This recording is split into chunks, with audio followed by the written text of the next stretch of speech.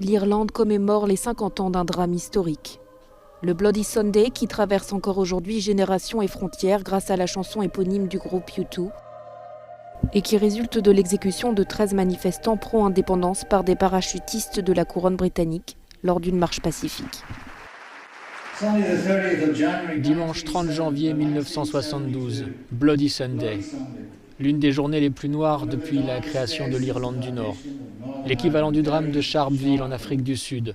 Un coup de hache de la part d'un gouvernement brutal, désigné pour faire taire la voix des habitants de Derry et étouffer la lutte pour les droits civiques, qu'importent leurs opinions politiques.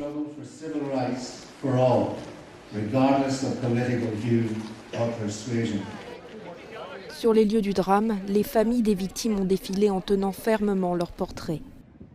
À Derry, ou Londonderry selon qu'on soit catholique ou protestant, la blessure laissée par la guerre est encore vivace.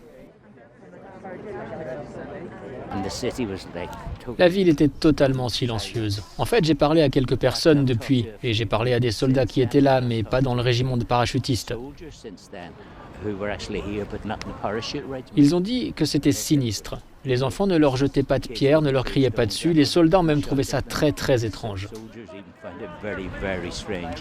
La période des troubles a marqué les deux Irlandes de 30 ans de guerre. Des années où catholiques favorables à l'unification de l'Irlande se sont battus contre des protestants appuyés par l'armée britannique.